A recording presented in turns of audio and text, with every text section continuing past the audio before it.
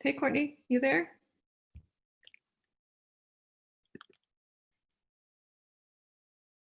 Hey, how are you this morning? It was muted, sorry. That's okay.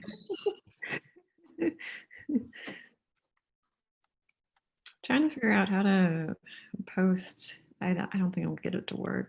I'm not very good with tech stuff. Yeah, I don't feel like I am either at this point.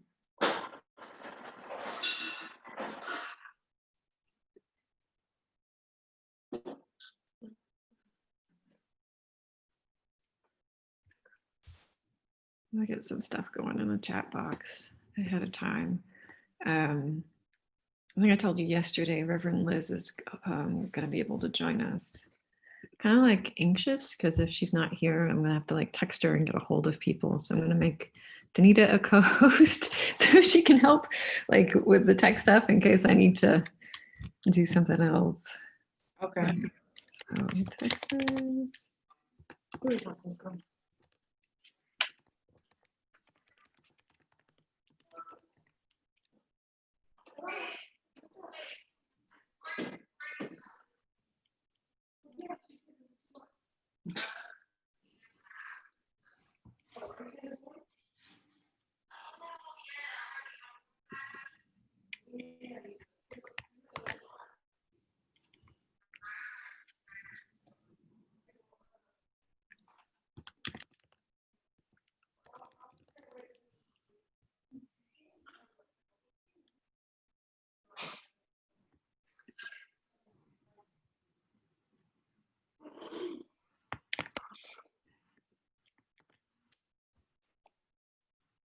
Mute yourself.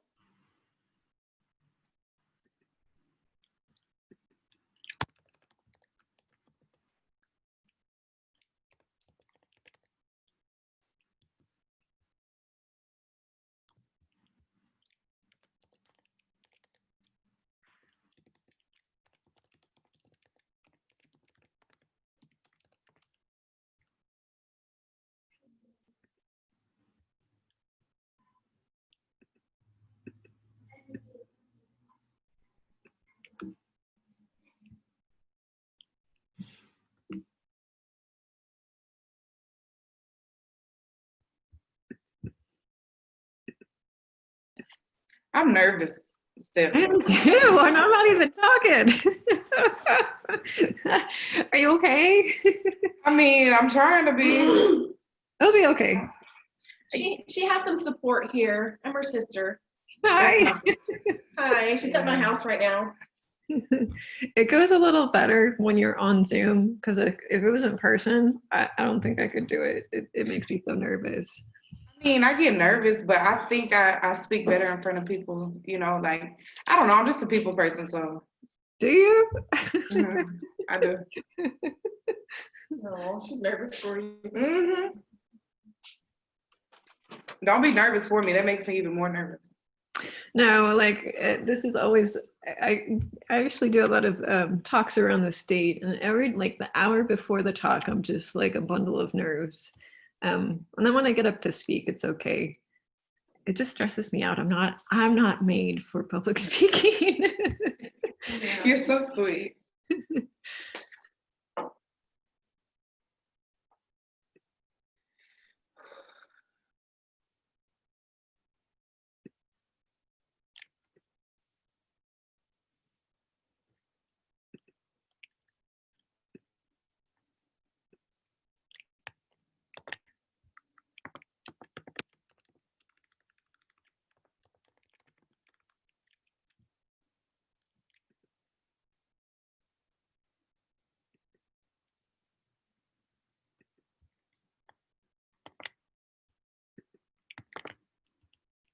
There we go.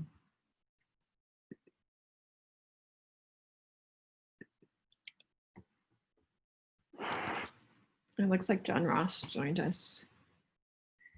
He's the lawyer from Lone Star Legal Aid. Danita is on her way home. Her son had, what is it called? Football practice, but it's scrimmage or something like that. So she's driving. She should be on in a minute, she said. Yeah, hey, good morning. How y'all doing? Good, how are you? Doing pretty good. Good morning. You guys have nice weather? It's warm in Houston still out here. My parents are up on the north side of town. They said it's still warm down there. Yeah, it got humid. I think it rained, a day or two ago, and then it was kind of humid yesterday. It's still pretty warm out. Yeah. It was in the 60s on Wednesday, maybe Thursday, down over. I'm in Austin, so Yeah, it's still hot out here. it's pretty surprised. I think like the cold front didn't make it all the way down or something like that to you guys. It felt really good one morning. I think it was like 73. It was yesterday. Was it yesterday? Mm-hmm. Yeah, it felt so good outside. I was like, okay. And then it was very short-lived. It got really hot at like 10 o'clock. I think there was a news story about people in Houston getting mad at the meteorologist because they said this cold front was coming in, and then it never came in, and so Yeah. we're really upset about it. Hey, Danita. Yeah, it's a little hot out here. It's always hot. Even when it's cold, it's hot. Hi, everybody. Good morning. Okay, let's see. Let's see, Stephanie. Let me make you a co-host.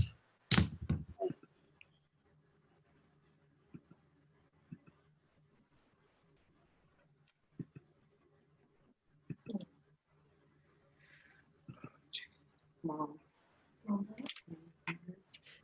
John Ross, are you gonna, do you have slides or anything that you wanted me to, do you want me to give you the ability to share your screen is my question? No, I think I'm just gonna end up talking for a little bit, and then if people have questions or anything, I can answer. So. Okay. Okay, let's see, Stephanie. Share. I want that share.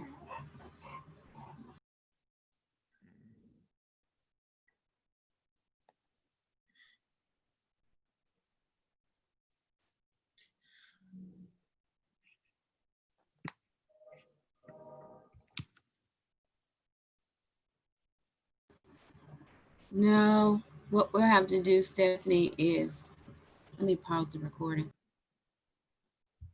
So I'm going to just keep reiterating some announcements really quick before we start. And I'll just, yeah, like I said, keep reiterating. So as people trickle in, we can hopefully get all of them. So on Monday, the National Poor People's Campaign is having a Moral Monday. It's going to be broadcast live on our webpage. And one of the presidential candidates, Joe Biden, actually accepted our invitation to participate.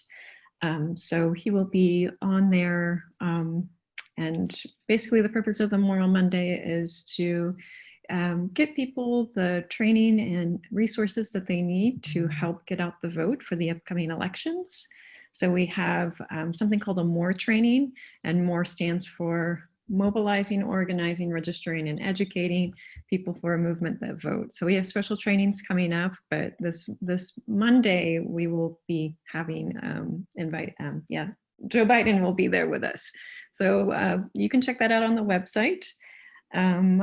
Again, if you haven't been able to get connected with one of our groups, please email us at texas@poorpeoplescampaign.org.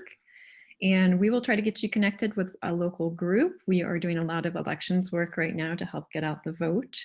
And we'd love to have some extra help.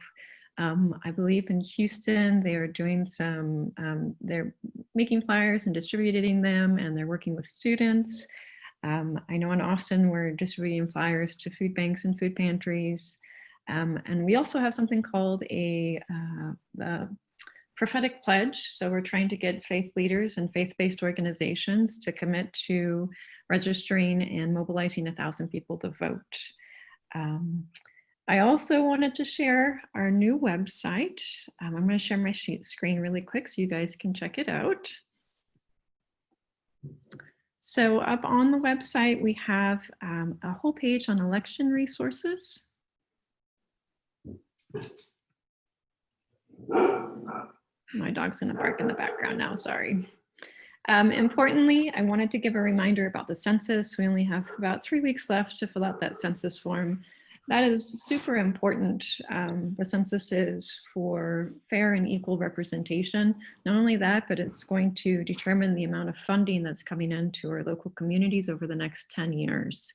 And because of the pandemic and because the Trump administration has decided to cut short the census collection by a month, communities that we really care about that are underrepresented, that we know have low response rates, are going to be even more undercounted.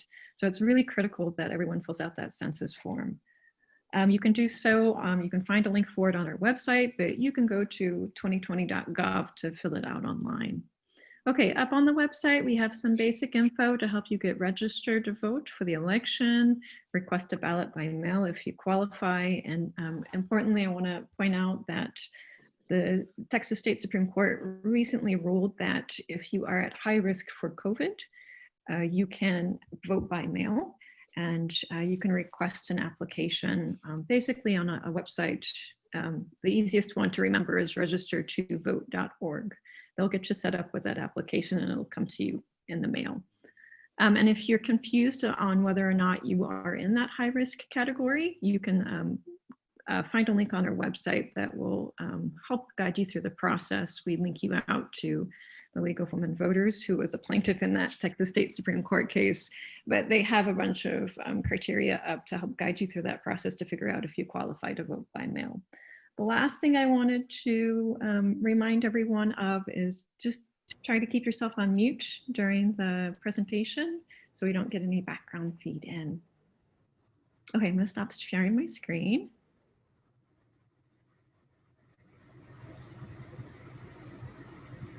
Hi, Stephanie. Hey, Danielle, how are you? Doing good.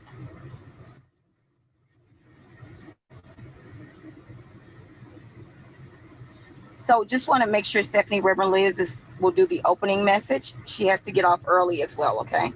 Okay, no, that sounds good, yeah.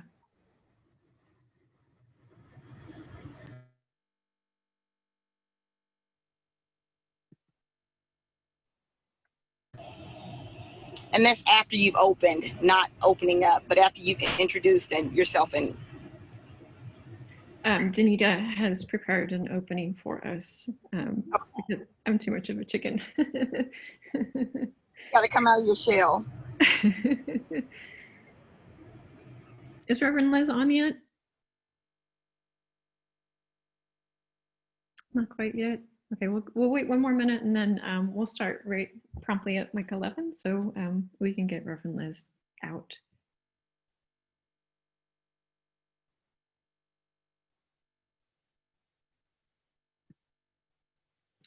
Throughout the presentation, if you guys have any questions, feel free to put it in the chat box. I've also put some resources up there for you guys to check out. So it's the national webpage, and then also our new webpage that just went up last week with those election resources that I was just talking about. Again, if you're just tuning in, I definitely want to emphasize that we're having a special Moral Monday on Monday evening. It's going to be co-hosted with the NAACP Legal Defense Fund and some other really big national partners. And we invited both presidential candidates to participate in the event. And Joe Biden actually got back and said he would be there. So it's going to be a big event. Please tune in. I think you can watch it through our website. You can find out more information on the website for sure. And with that, I'm going to let Danita go ahead and get started.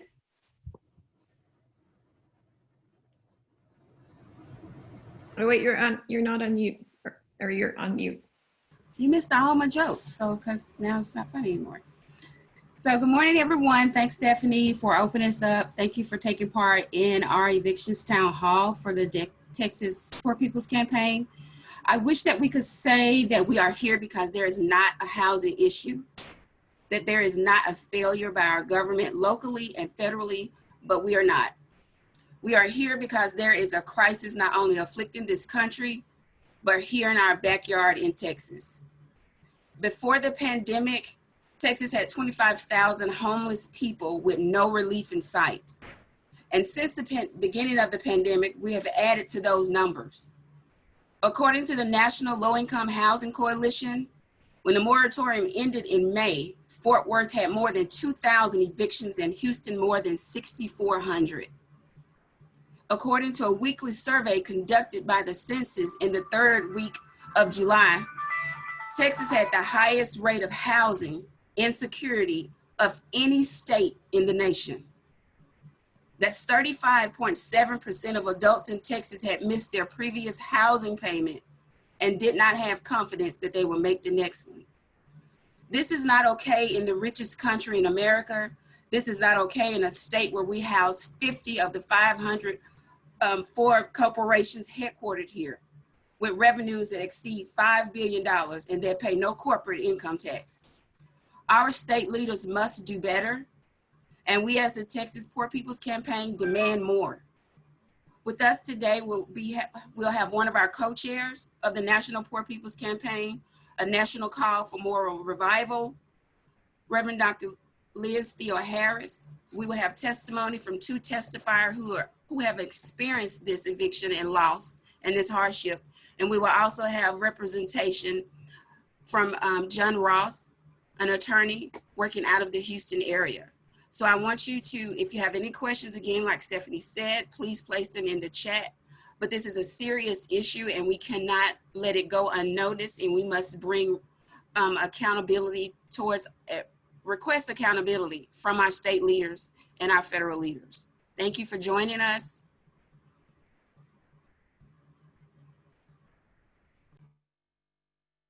Unmute myself. Is Reverend Liz on yet?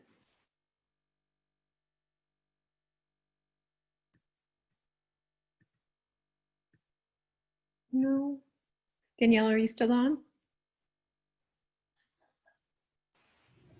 Yes, I'm on. Let me reach Reverend Liz. You all go to the next on the agenda and let me make sure she gets on the call. Okay. So we're next going to be hearing from two people that are, one's in the Houston area and another one is in the Austin area. And it's just been a really hard time. Sometimes it's just really hard. So at any rate, they're going to share their story. We're going to start with Courtney King. Courtney's in the Houston area. Courtney, do you want to share your story? Good morning, everybody. My name is Courtney King. Some of you may or may not have read or heard about my article in the Houston Chronicle, Facing Eviction During This Time. A little bit about myself. I'm 28 years old. I'm a mother of 3 kids. I have an 11-year-old, a 9-year-old, and a 6-year-old, whom of which live in Alabama. I haven't seen them in about going on 10 months. And I'll get further into that in a second. But I just want to say thank you to everybody for giving me this opportunity, for the outlet, for me to be a voice for the unheard. God damn it. So I'll go ahead and get started. I got out of prison 9 months ago. I grew up in a not so great neighborhood. We didn't have everything we wanted, but we had everything we needed. I was forced to make certain decisions because I wanted to live a certain way. I wanted to take the easy route. I wanted to have everything that I've always seen in the movies, but it was very short-lived. I caught an aggravated robbery charge in 2012. It was a decision that I made. It's nobody's fault but my own. I made the bed and I'm definitely laying in it. However, there's so many people like myself that aren't being spoken for, that have no voice, that don't know where to start. And I feel like I'm that voice for those people. Yes, this is about me and my struggle. However, there are several other people just like me going through the same thing. Like I said, I don't have my kids. They went to Alabama when I went to prison, and the goal was for my 9 months being home to already have them back in my custody. But seeing as how all this is going on, I can't afford to put groceries in my house. I can't afford to pay my rent. I can't afford to pay my car note. And those are all necessities. In my article, I stated that I had to be admitted into the hospital because it came a time where I had to decide if I was going to pay my rent or put food in my house. And obviously the rent won. So it's definitely not easy. I was working 100+ hours at my job. Since then, I've been cut down to absolutely 0. I haven't worked at all. I'm behind on majority of my bills. I don't know what I'm gonna do. If I lose my apartment, I'm homeless.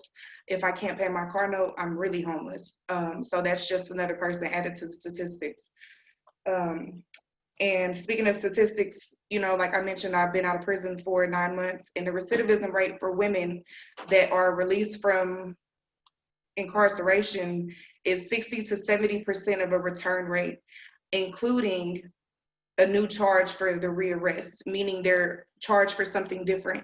So how do we know that these women and men aren't out here selling their bodies to feed their children, stealing out of stores to get groceries because it's so hard? So they don't give us any other option at this point. But the pain is real. I don't want to have to struggle. I don't want my kids to see this. I feel like as a woman, I should be doing a lot more and doing better. However, given my circumstances and situations, I'm giving no other option. I have a background, yes, but that's not who I am. So please understand this. Bad chapters can still create great stories. Wrong paths can still lead to right places. Failed dreams can still create successful people. Sometimes it takes losing yourself to find yourself. And that was said by Trent Shelton. I wish it was mine, but it's not. So, by the grace of God, I've been given this opportunity to speak out for those people that don't have a voice. Think about the people that have degrees, experience in everything, and they can't find work. They've never thought a day in their life they would have to file for unemployment. So just imagine the people that are really struggling, the felons, the single mothers, the people that don't get spoke for. So I appreciate this opportunity, and I thank everybody. I'd like to thank the Poor People's Campaign. I would like to thank Sarah Smith from the Houston Chronicle for noticing me and getting my story out there. I would like to thank my parole officer, Ms. Jones. She has been more than patient with me and understanding, and she's just been a great sense of support. I would like to thank Dr. Reverend William Barber and Dr. Liz Theo Harris for even creating a platform for people like me and so many others like me as well. And I would like to thank my mother for taking care of my kids and just being the mother that I can't be right now.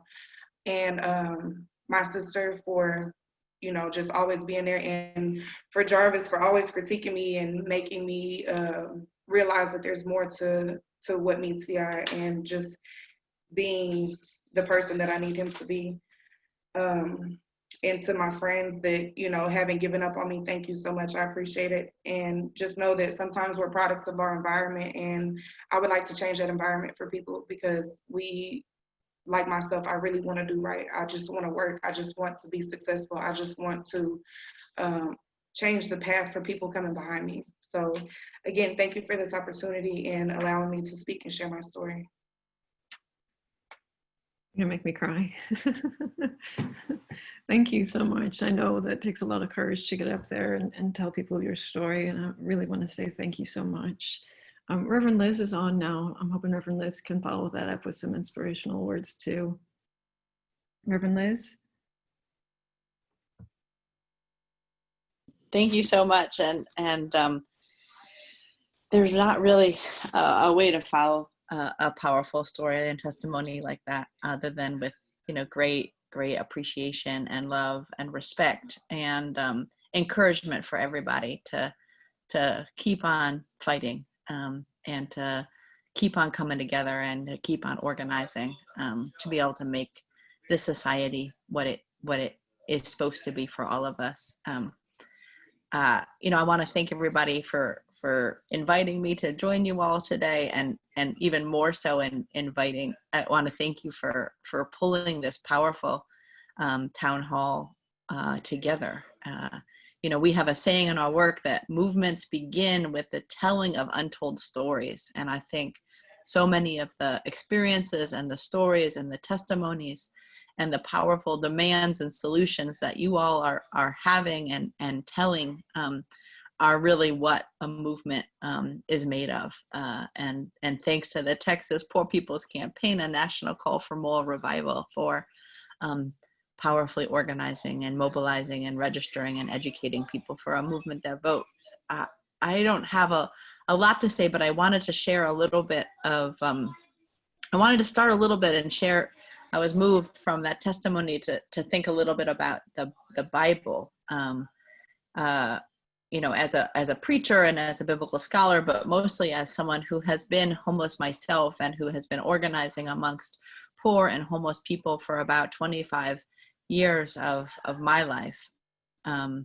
I think there's stuff to be learned from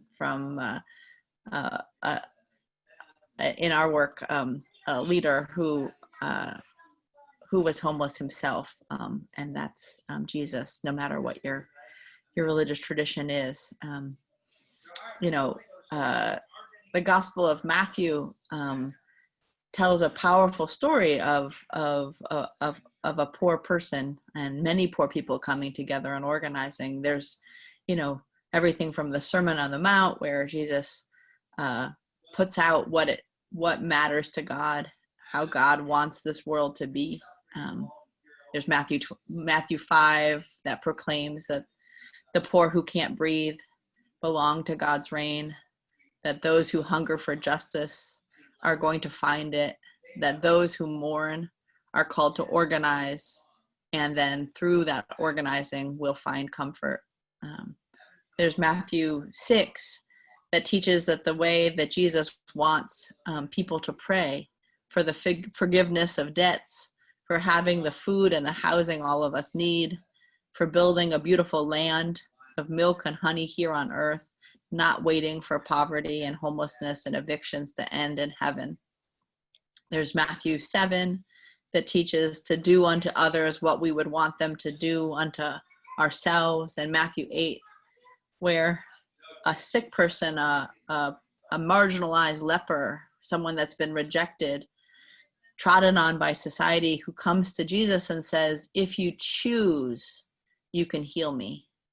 And Jesus's response is that I do choose, and heals him, and then continues, and the people around him continue to start announcing that they're going to join this revolutionary movement. And I think this passage about if you choose, you can heal me. I mean, when we live in a society that has more abandoned luxury housing than homeless people, when we can build a prefab house in 45 minutes, when we have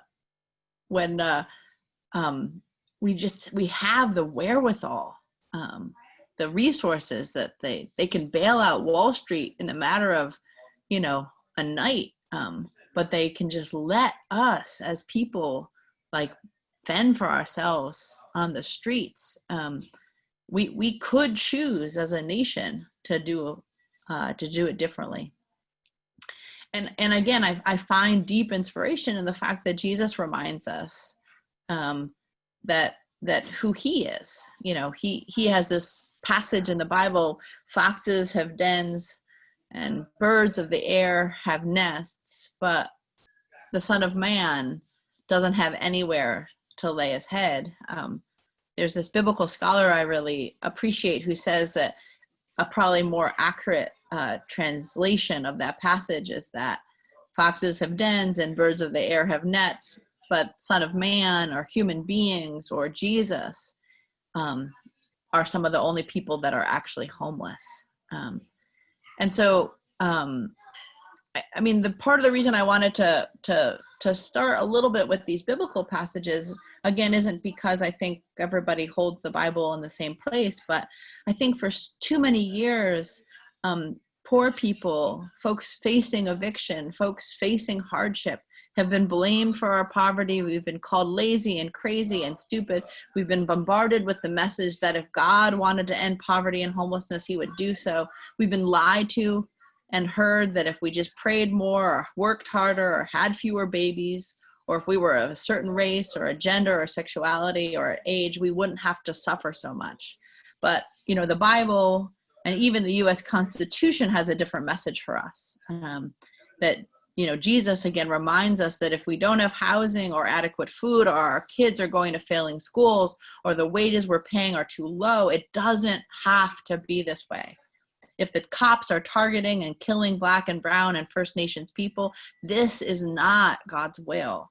And it's our responsibility to our community, to the country, to God, to all that is good in the world, to work for justice, to build a movement that can end poverty, that can end homelessness, that can combat racism, that can curb environmental destruction, that can save the earth, that can turn our militarized communities and war economy into a peace economy and peace communities.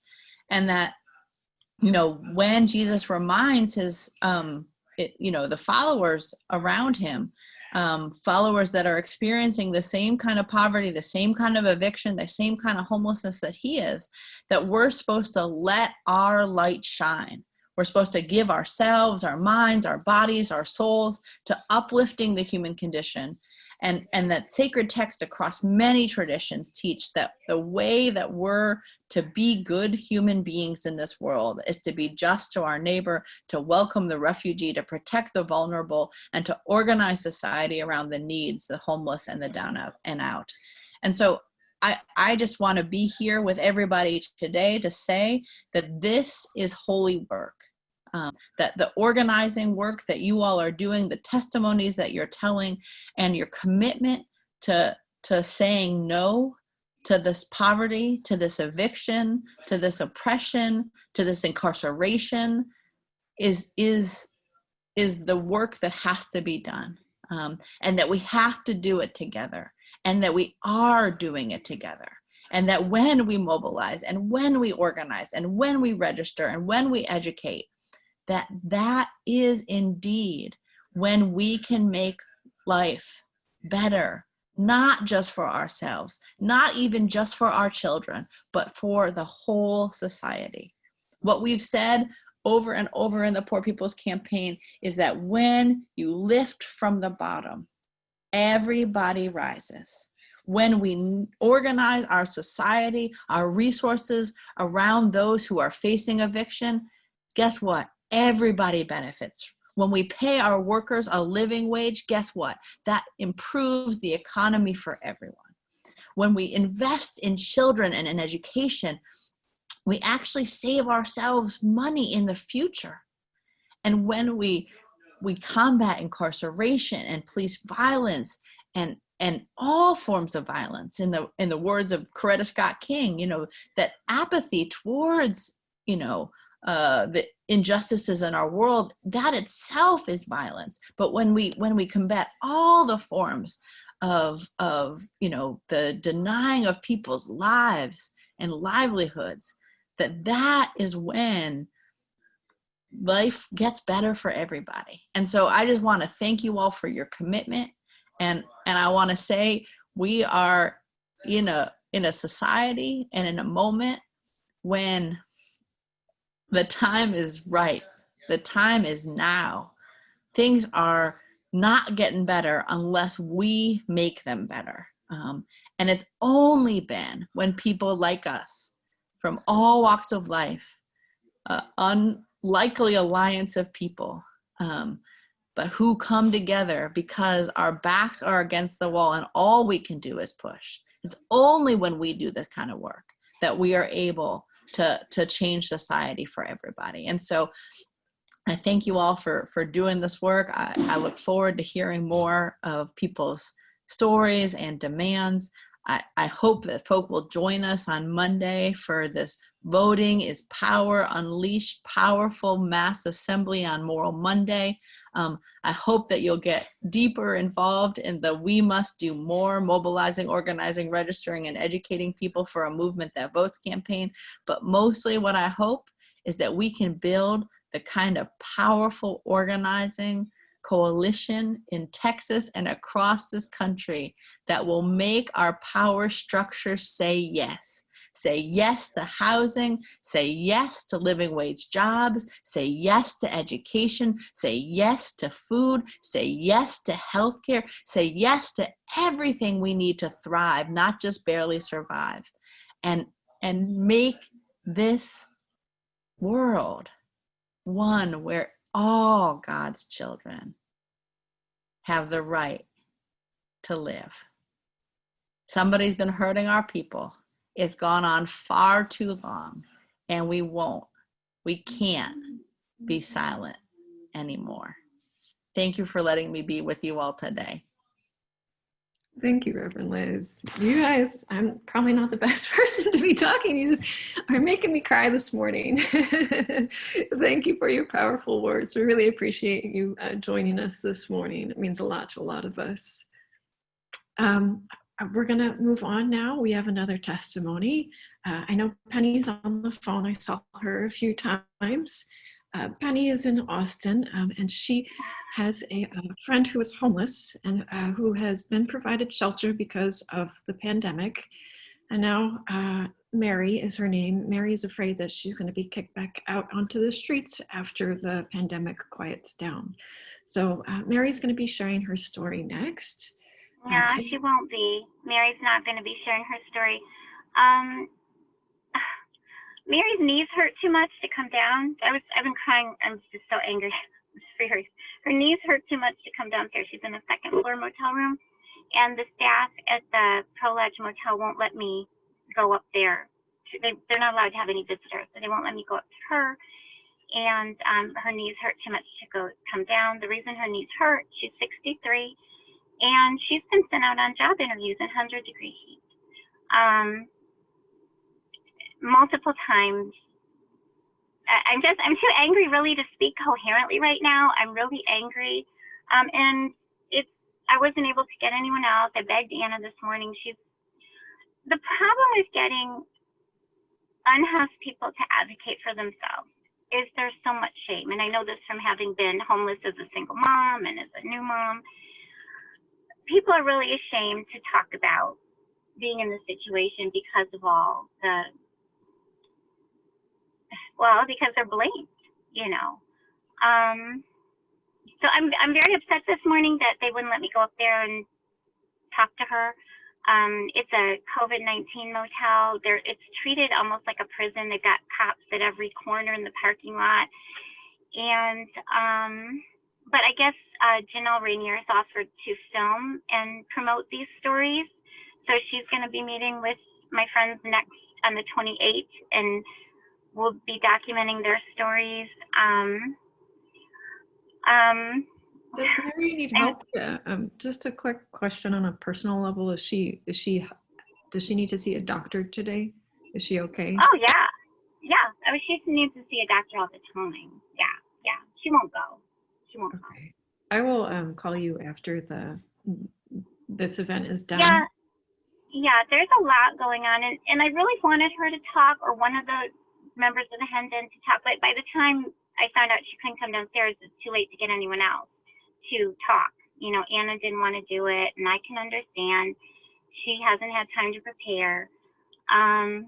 It's okay. No, we just are thankful that, and I really feel bad about Mary, and I'm worried about her. So I'll Oh yeah, I am too. I called this morning multiple times trying to get the front desk to go do a wellness check on her because I live 40 minute drive away, and they refused to do it. They wouldn't go knock on her door. I got my friend Anna to knock on her door, and Mary was saying that her knees hurt too badly to come down, but you know, if I could come up there. But they wouldn't let me do that. Could you give a summary of her story, though? Could you tell us a little bit about her and what happened? I definitely can. Mary, I feel kind of guilty sharing some of it. Don't share all of it. I know well, that. Well, the new face of homelessness is going to be people like Mary. Mary worked as a CNA, a home health aide, for years. And she's not getting Social Security now for some reason anyway, even though she's 63, because the case managers have been beyond incompetent. And I used to be a case manager, so I know it's a hard job, but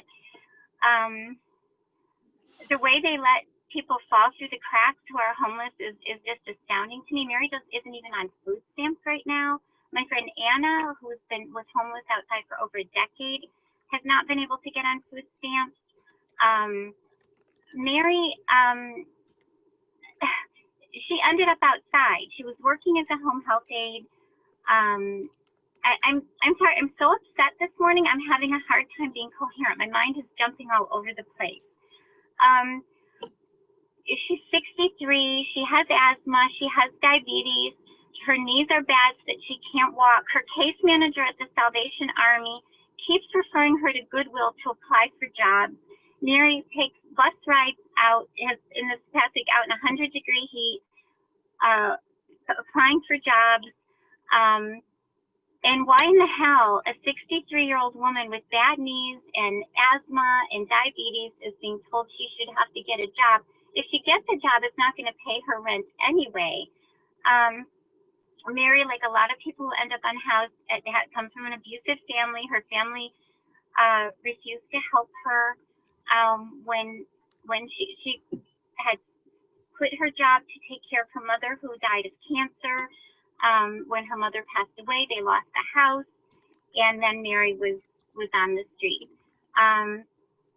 And she's in this Pro Lodge motel now. It's called the Pro Lodge because they took her out of the Salvation Army shelter. The Salvation Army, it was in downtown Austin. It's abusive. There's black slimy mold in the showers. The women had to wear shoes to take a shower. There's something called the Salvation Army cough that a lot of women were getting. They were all crammed together during when the pandemic first broke out. Mary was tested positive for COVID-19 while she was there and sent to what they call these Pro Lodge motels now, one of many people. And now my concern is she and other women in Mary's situation are in these motels, and they keep these jerks from the city keep coming and having these meetings saying, well, you know, this is going to end soon and you're going to have to figure something else out. They've got most of these ladies they've taken and men have taken like dozens of coordinated housing assessments, and nothing happens. Nothing happens. Like my friend Anna says, the only rapid housing is jail. That's the only rapid housing you get in Austin. There is no rapid housing. They take these assessments over and over again. Nothing happens. They're on lists that never seem to end, that they never seem to move up on. And now this idiot is lecturing them, shaking a finger. You better do something because these motels aren't going to last. They're the ones that need to be doing something.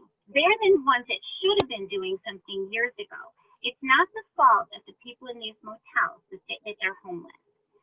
Housing should not be this expensive and wages shouldn't be this low. There should be real mental health care, which absolutely does not exist. There should be real addiction treatment, which does not exist.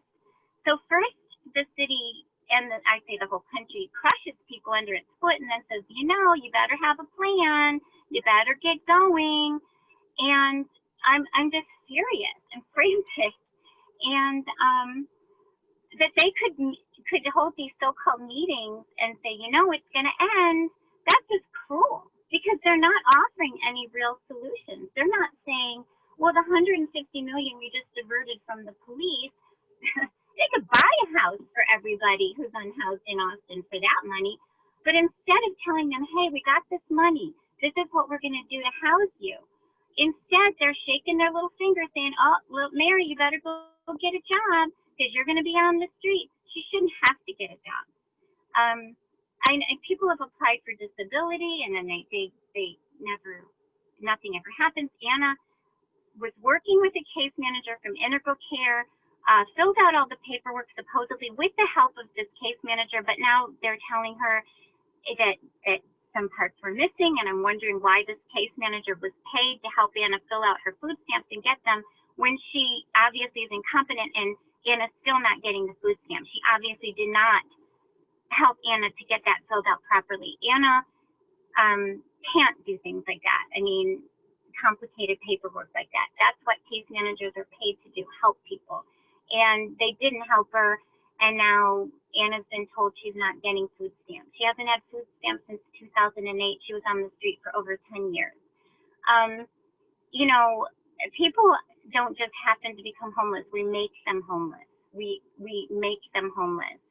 And, and it just infuriates me to think that they're still acting like this is the responsibility of the unhoused people, that they are somehow responsible to get housing.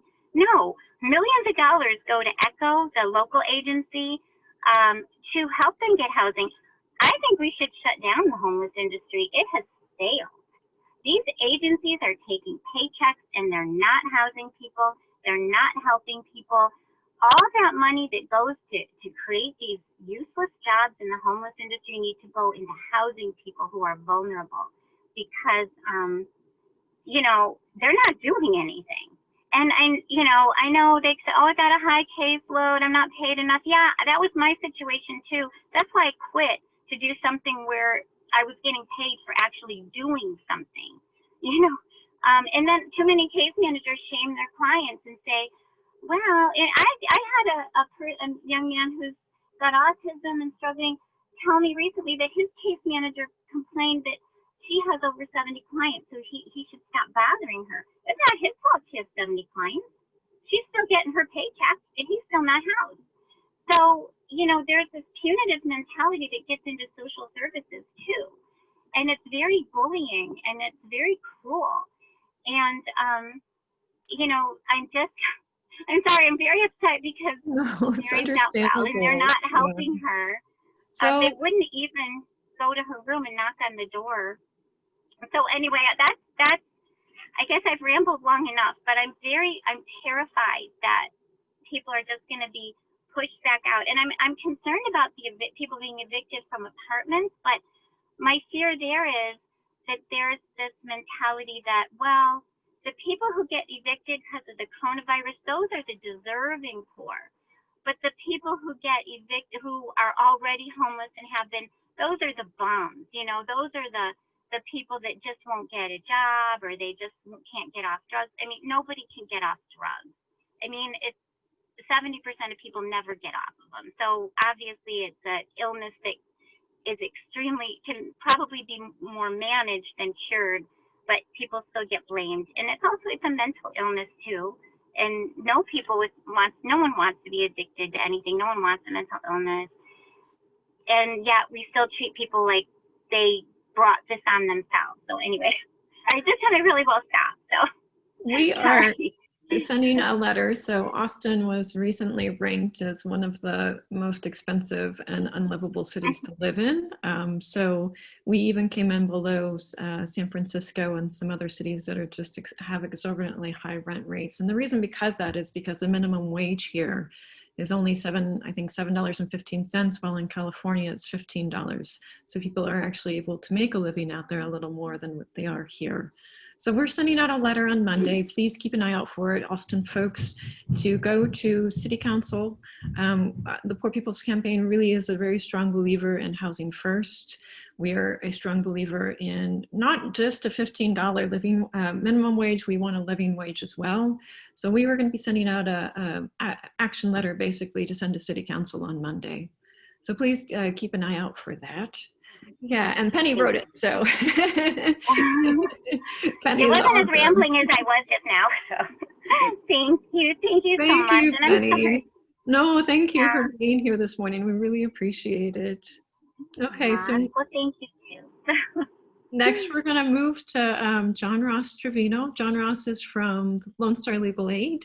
I invited him to give everyone a breakdown of the CDC's new order that holds evictions, because it's not very straightforward or complicated.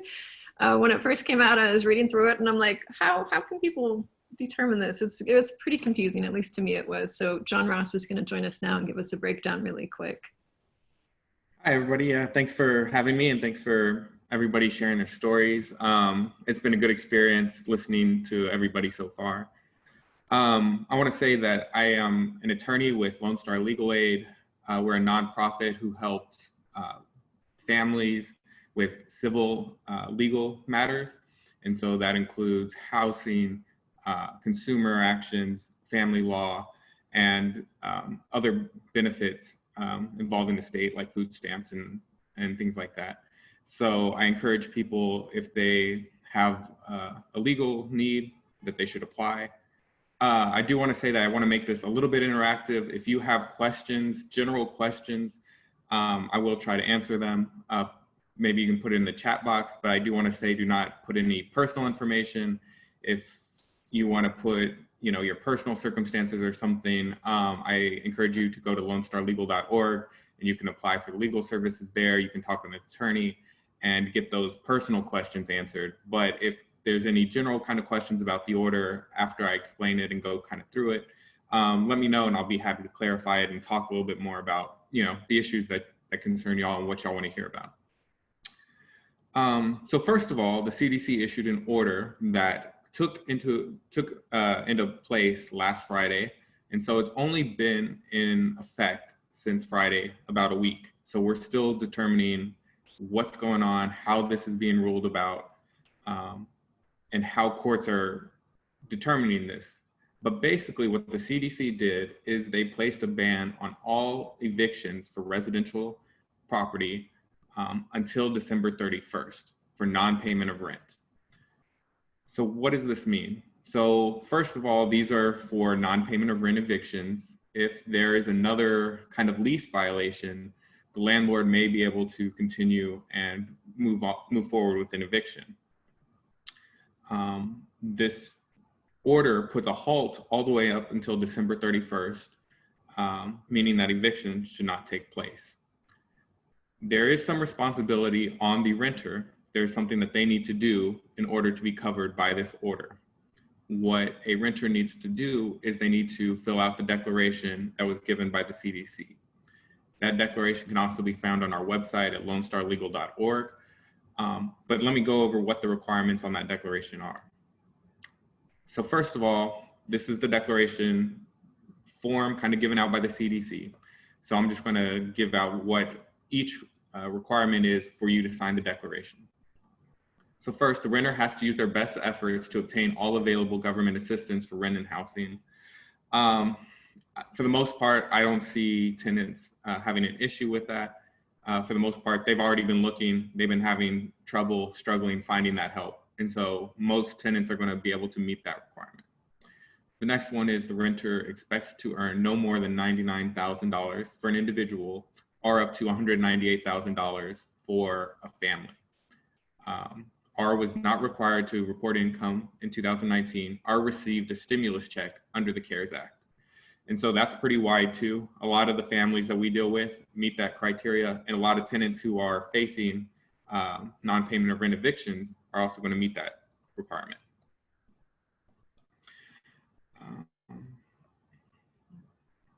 Let's see, next requirement. The renter was unable to pay all the rent as a result of a substantial loss of household income, loss of commensable work hours or wages, a layoff, or extraordinary out-of-pocket expenses, which they define as 7.5% of adjusted gross income. Again, many families, because of the pandemic or whatever reason, there's a loss of income, loss of wages and streams. And if not a loss of income, most families have those high medical expenses, or there was something that came up, some kind of extraordinary expense. Next requirement, the renter is using their best efforts to make timely and full payments as the renter's circumstances permit. Again, I think this is a way for the order to try and work out between the tenant and the landlord so the tenant can pay something. My interpretation is if under all the circumstances, the tenant doesn't have any extra income to pay for the rent, you know, they have to pay for their housing, their food, utilities, then that money should go there and they don't necessarily have to offer tender, you know, a payment if they don't have that money available. But if, you know, the renter could pay, you know, $100 here, $100 there, the requirement is that the renter should work with the landlord and tender what they can pay given their circumstances. And finally, the last prong of this declaration is if evicted, the renter would likely become homeless or need to move into a homeless shelter or move into a congregate or shared living setting. And again, a lot of this, most individuals are going to fall under this because if they're evicted, a lot of families don't know what they're going to do, where they're going to go, or they have to move with family. And so this eviction issues is forcing a lot of families to move in with each other, live in closed living spaces, more people living together than we should be doing during the middle of a pandemic. And so this order, if the tenant feels that they would be put into this situation because of an eviction, this prong will be met and they can sign the declaration. So if they go through this declaration and the tenant meets all these requirements, they sign the declaration and they hand it over to the landlord. This, in theory, should stop all the eviction actions. Again, this has only been in place in a week. And so what we're seeing is kind of different issues. Many courts are taking it and they're abating it until December 31st and not letting an eviction continue until after January. But some courts are questioning this declaration. They're questioning the validity of it, going deeper. And I will say that's usually when I think a tenant needs legal representation. They should come to Lone Star or to their local legal aid. There's Landwit, Legal Aid of Northwest Texas for up in Dallas area, and then the Rio Grande Legal Aid, which is over in Austin, San Antonio, and El Paso in that area. Talk with a legal attorney, because I think at that point it's getting a little bit more complicated and you're going to need legal representation to represent you in court, represent you during that eviction process. So again, this is an important step because this should halt all evictions until December 31st. And I just want to be clear when I say what an eviction is, even after you go to court. Usually in Texas, the eviction process is extremely fast. You can get served 2 weeks later, you're going in court, and then you get a notice of, you can get the judgment from the court saying that you've been evicted. But one thing I want to stress is even after that notice, this order is still effective and should still be interpreted to be effective even after a court order or judgment, all the way up until the constable comes and forcibly removes a tenant out of the home. And so even if you've lost at a court, I don't want tenants to feel like they've lost hope. I think they should go and talk legal counsel. If they complete that declaration, they give it to their landlord. They should be prepared to give it to the court. They should be prepared to give it to a constable. If they give it to the constable, my understanding and what's been happening is that the constable will put a halt on the eviction. They will go to the court, and the court will then decide what further actions need to go from there. And so I want to get the word out on this. It's a very powerful tool, but there are requirements for the tenant. The tenant needs to fill out this declaration. They need to make sure that they give it to the landlord, and they need to have proof that they gave it to the landlord. Usually the best way to do this is if an eviction is filed, you file it in the court, and that way the court knows, you give it to the other side, and the other side, the landlord gets put on notice that this order, that this declaration has been signed, the tenant saying that they can't pay rent and they're covered by the order, and that they should stop the eviction until at least December 31st. That's the breakdown. I think that it's good news for tenants. It's going to stop a lot of evictions that would have happened without the order. But there are holes. Like I said, it's only been a week. The way courts are interpreting it, there's a fight there. Landlords are still pushing to evict individuals, and tenants need to know their rights. There's, some burden put on them. But if they know what they need to do, they can fill out this declaration. If there's still issues, I encourage them to get legal representation, go to Lone Star Legal Aid, and get assistance at that point, because at that point they might need a lawyer to kind of help them through that legal process, because it's getting a little bit more complicated at that point. Let me go through some of the questions because I know there's been a lot. Let's see. So the first question was, so January 31st, 2021, mass evictions will be filed. So this order covers the entire nation. It's until December 31st. What this order doesn't do is forgive rent or distinguish that rent obligation.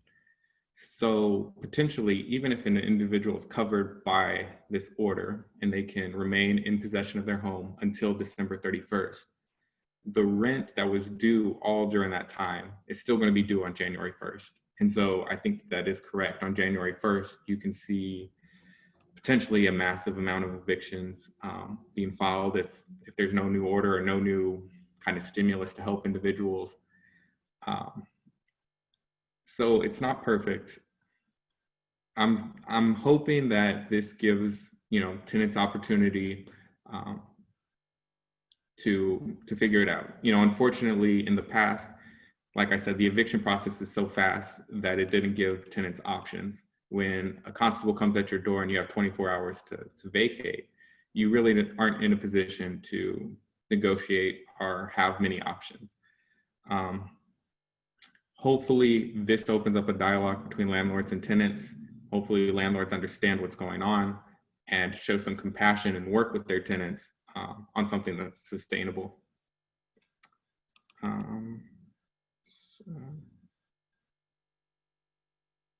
Let's see. Would you please state what legal services are provided? So at Lone Star Legal Aid, we provide free legal services on civil matters, almost any kind of civil matter. I am in the housing consumer unit, and so what we do is housing consumer, and so that deals with basically your house, money, and car issues. If you have one of those issues or just a contract issue, my unit handles it. We also have family attorneys, kind of employment and other type of issues that get handled by other departments. The declaration can be found on our website at lonestarlegal.org. We have the declaration. I think if you search, you can find the declaration. It's in the chat. Yeah. Again, you know, I think it's important to tell everybody who might be facing eviction or will be facing eviction about this declaration. What they need to do is they need to sign it. Important nuance is everybody under the lease needs to do this declaration and give it to the landlord. And so if there are 2 adults under the lease, though every adult under the lease who's obligated under the lease needs to sign it and give it to the landlord. I will say, so this declaration is made under penalty of perjury. So, you know, read it very carefully before you sign it and you give it to the landlord. And it's still early, but I think that there are violations if a landlord receives this declaration and they move forward with the eviction actions. I haven't heard of anything like that yet. We're still kind of in the early provisions. Like I said, the way this is getting interpreted is courts are, for the most part, abating these proceedings. They're holding off. For individuals who already had their court date and they may have lost at court, they've given it to the constable, and the constable has gone back to the court to determine what to do. And so again, this is putting halt on all these eviction actions. It's still developing. This is brand new. There's obviously pushback from the landlords, and there's going to be pushback, you know, continuing pushback, but we keep pushing forward on the side of the tenants. We're pushing forward for the most part in most courts in Harris County. I've heard good news. We're still waiting to see how it develops kind of throughout the state. Okay, John Ross, we have a couple of questions in the chat. The first question is, when you say proof that you gave the document to the landlord, what type of proof are you referring to? Any kind of proof. I was kind of old school. The way we normally used to do it is you do a certified letter, send it certified mail. And so then you have that receipt number. Nowadays, it's been a good point. You know what you need to do. If you have their email address, email it to them, and you have that email chain showing that they got it. You can send an email return receipt requested. If you have text, you know, text them a copy of that declaration. It's, you know, a little bit harder before they file an eviction proceedings. What I would say is, if they file an eviction, you file it with the court. You just need to be, I feel a tenant needs to be prepared to give that declaration to whoever asks for it. And that could be a constable, could be the court. Make sure they give it to the landlord. Okay. And just keep Good. that, you know, I think an email is good. Any kind of written way of giving that to them. Okay, next question for clarification. Are you saying that if a renter loses in the eviction court, that they should remain in the residence until the constable comes to remove them from the home? Yeah, I kind of glossed over the eviction process, but let me go over the eviction process in Texas, just so people know their rights. And again, you should talk to an attorney, know your rights. Normally what the eviction process is this. If a tenant falls behind for non-payment of rent or some other reason, the landlord has to give them a 3-day notice to vacate. It's usually a 3-day notice to vacate, but it could be a 30-day notice. A landlord cannot file an eviction until after that time has elapsed. So if they give you 3 days notice, they have to give you 3 days before they file an eviction. Once they file an eviction action, they get you served and you have a court date. Everybody should attend that court date. If you don't attend that court date, you're going to lose by default, meaning the landlord's going to automatically win. If you attend that court date, you know, you can talk with the judge, bring up some defenses, and tell them what's going on. Now the defense is there's the CDC order and you gave them the declaration. If a judge rules against you, this is at the Justice of the Peace Court level. This is where original jurisdiction for evictions. So the first step is a Justice of the Peace Court. You have 5 days to appeal that judgment and get an entirely new court, an entirely new judge, and basically start the eviction process over again. If you do not file an appeal within that time, within the 5 days after the judgment, that is when the writ of possession can issue.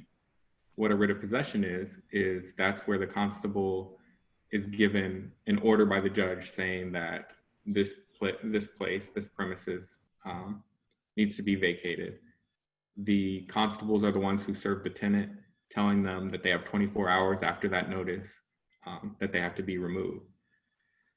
And so my interpretation of the order, the interpretation given to the courts, the Justice of the Peace Courts Training Center, is that if a order or if the declaration is given to the constable and the tenant tells the constable that they have given this declaration to the landlord, the constable will put a halt on the eviction proceedings and wait for further instructions basically from the court.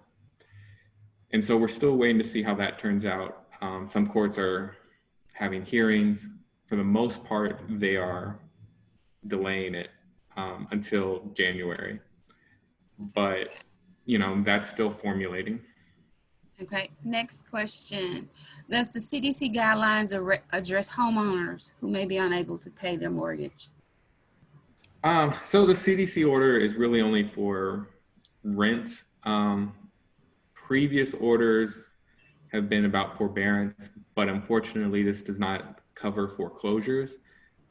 So if you have a mortgage and you're unable to pay, what happens is the bank will foreclose.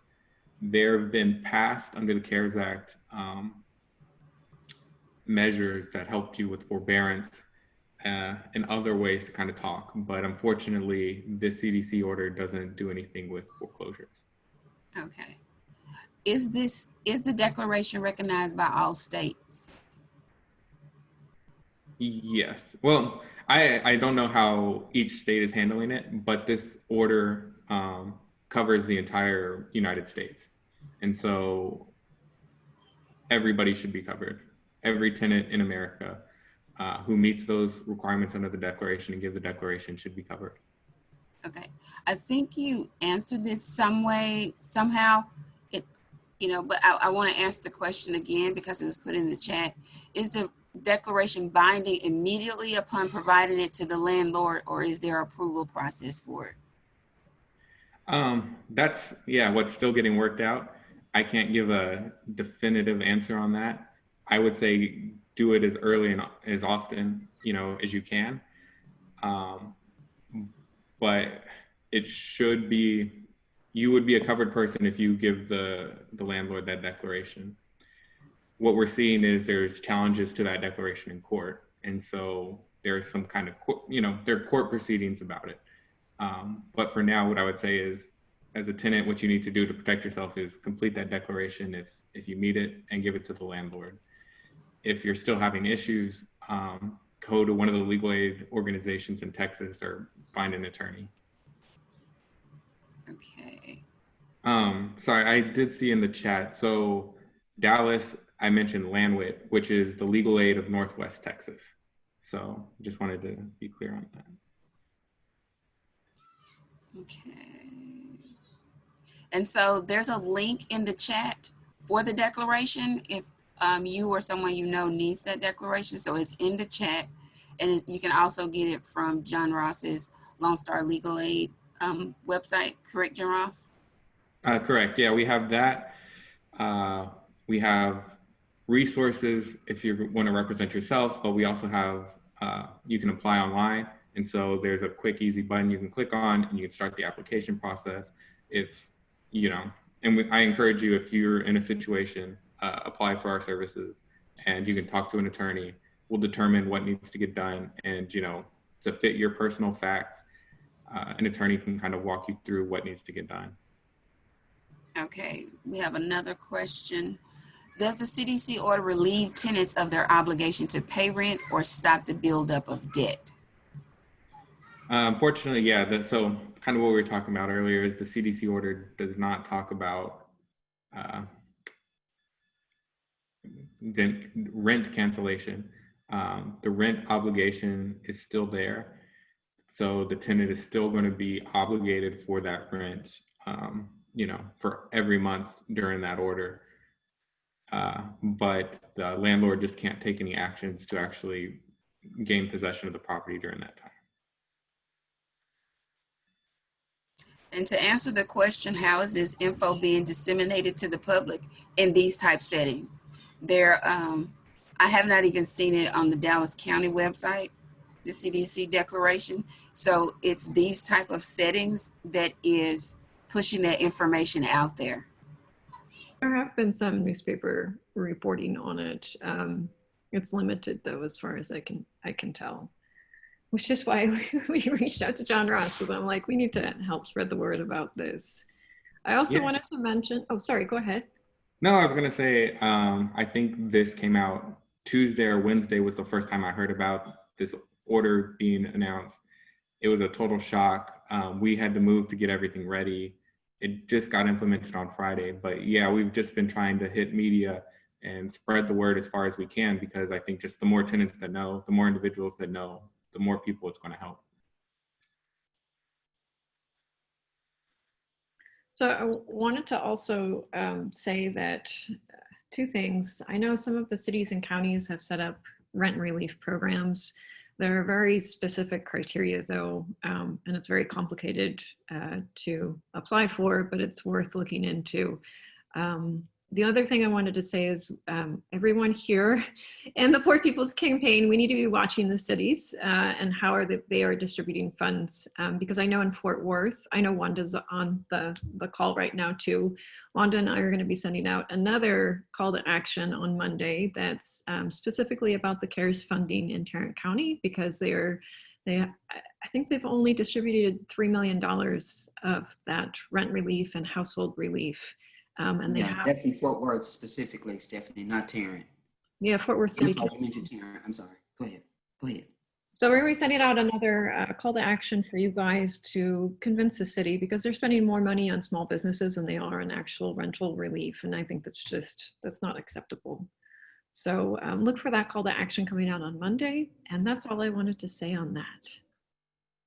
And that's not just rental relief, but that's the homeless. They've taken the money from the homeless housing. Okay, does anyone else have any other follow-up questions? We're coming in right at 12 o'clock. This is pretty good timing. 12:02. So I have this is a thought from Shayla Gupta Barnes, who is our policy analyst for the Poor People's Campaign. Which is okay. It still requires that the households prove that they have the right to be in their home. They're eligible for the moratorium if they receive a stimulus check, but they need to prove that they couldn't afford rent and they tried to get government assistance. And when the burden of proof is placed on the side of the poor, the program system is not actually for the poor. The burden of proof has to be shifted to the landlord or the bank or the financial interest that wants to evict them, rather than a household at risk of eviction. And keep in mind that this moratorium is through December and based on a health crisis, which is fair for the CDC. But if you can't pay rent, if you don't have a job, and the moratorium doesn't account for the state of the economy, then where are you? So I just want to leave you guys on that note, because this is based on CDC, because there's the pandemic, and after that, then what do we do now? And that's where the Texas Poor People's Campaign, the national campaign, comes into play. We have to address these issues. I think Stephanie said earlier, we cannot continue to allow people to make profit off of housing insecurities.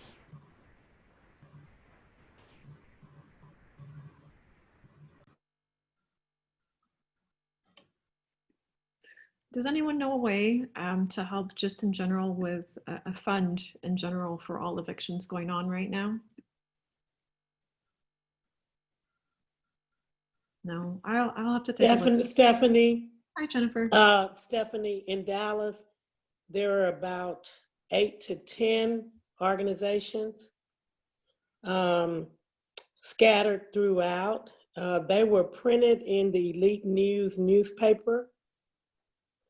And so in Dallas, there are a number of churches, a number of places that have gotten money from the Northwest Texas Legal Aid.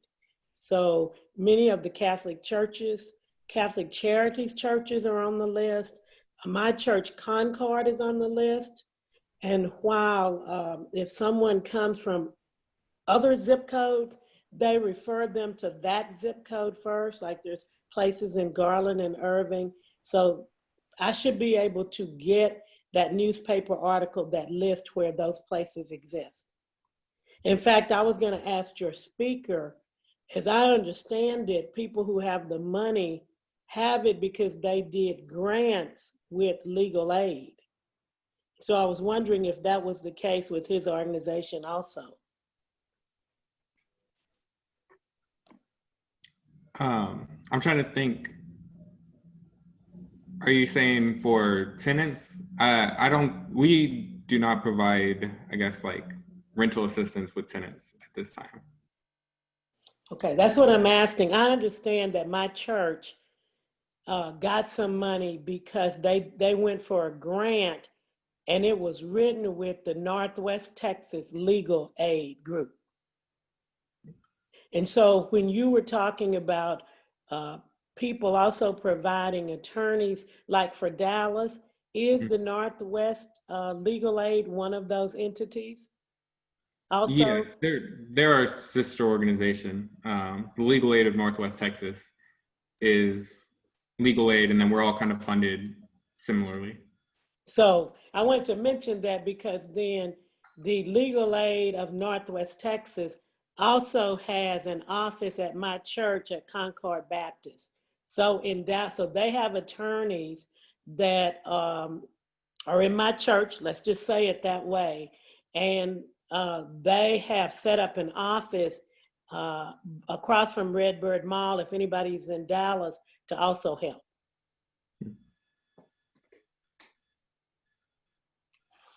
Okay, so really quickly, on Monday, again, you're going to be receiving a follow-up email because I see people asking how they can get more involved.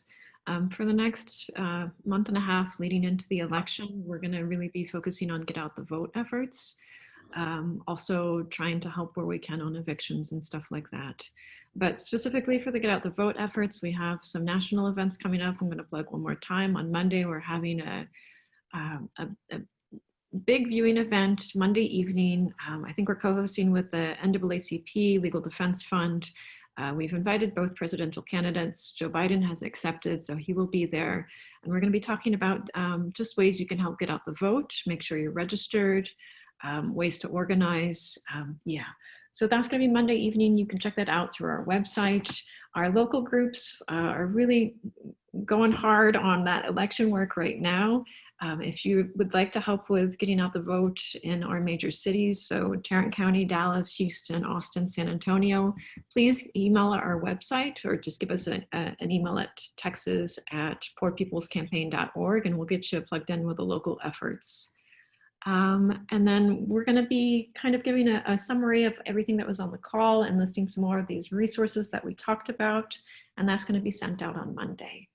Okay, I'm going to close it off. I'm going to say thank you so much to everyone for participating, and I hope you guys have a good weekend.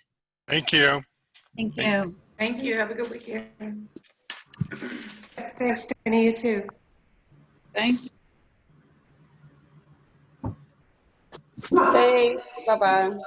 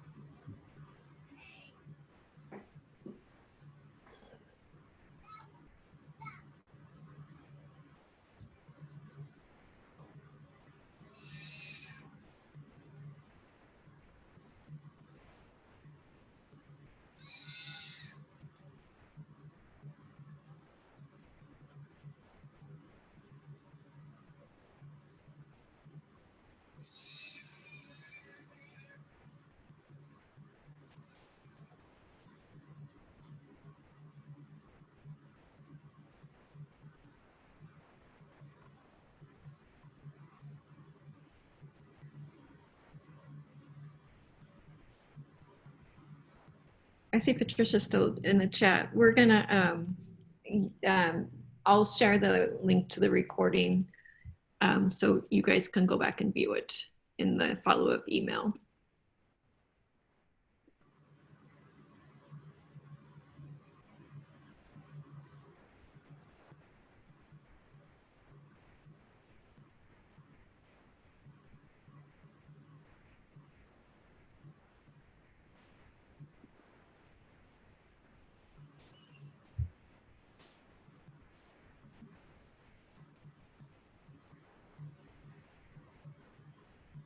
I'm going to go ahead and end it, and I'm going to call you, I guess, on your cell. Okay.